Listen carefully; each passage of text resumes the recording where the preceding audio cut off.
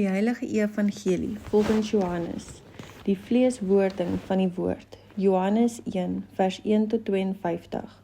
In die begin was die woord, en die woord was by God, en die woord was God.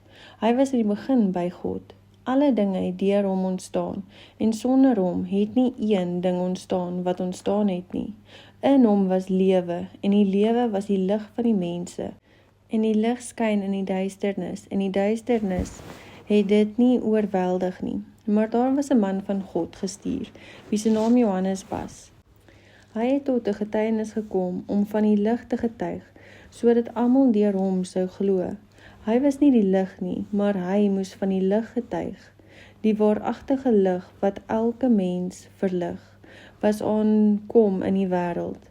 Hy was in die wêreld, en die wêreld het deur hom ontstaan, en die wêreld het hom nie geken nie. Hy het na sy eiendom gekom, en sy eie mense het hom nie aangeneem nie.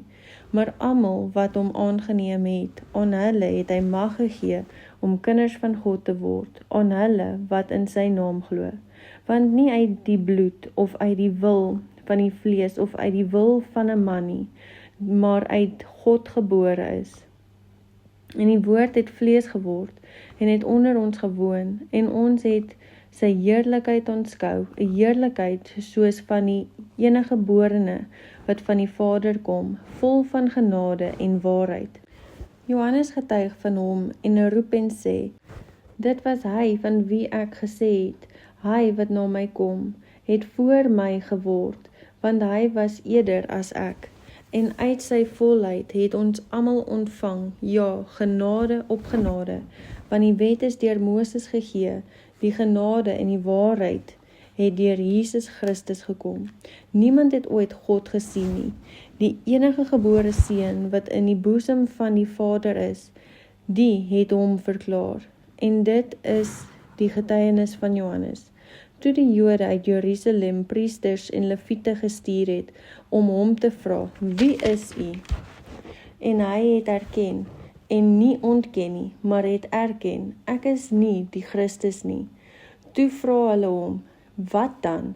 Is u Elia? En hy sê, ek is nie. Is u die profeet? En hy antwoord, nee. Toe sê hulle vir hom, wie is u? Dat ons antwoord kan gee aan die wat ons gestuur het. Wat sê u van u self? Hy antwoord, ek is die stem van een wat roep in die woestyn, maak die pad van die Here reguit, soos Jesaja die profeet gesê het. En die wat gestuur was uit die Fariseërs, en hulle vra hom en sê vir hom, waarom doop u dan, as u nie die Christus of Elia of die profeet is nie? Johannes antwoord hulle en sê, ek doop met water, maar onder julle staan hy, vir wie julle nie ken nie. Dit is hy wat na my kom, wat voor my geword het, wie se skoenriem ek nie waardig is om los te maak nie. Dit het gebeur in Betabara, oorkant die Jordaan, waar Johannes besig was om te doop. Die volgende dag sien Johannes Jesus na hom toe kom, en hy sê, daar is die lam van God, wat die sonde van die wêreld wegneem. Dit is hy van wie ek gesê het, na my kom 'n man wat voor my geword het, want hy was eerder as ek. En ek het hom nie erken nie, maar dat hy aan Israel openbaar sou word, daarom het ek gekom en met water gedoop. En Johannes het getuig en gesê, ek het die Gees soos 'n duif uit die hemel sien neerdal, en hy het op hom gebly.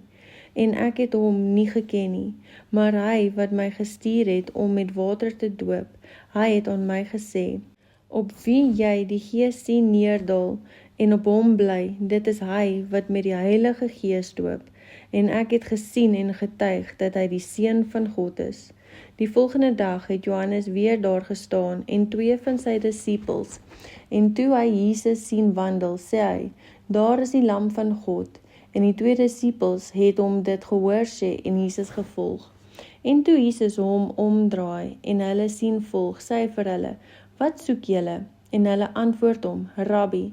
Dit wil sê, as dit vertaal word, meester, waar is u tuis? Hy sê vir hulle, kom kyk, hulle het gegaan en gesien waar hy tuis was en die dag by hom gebly.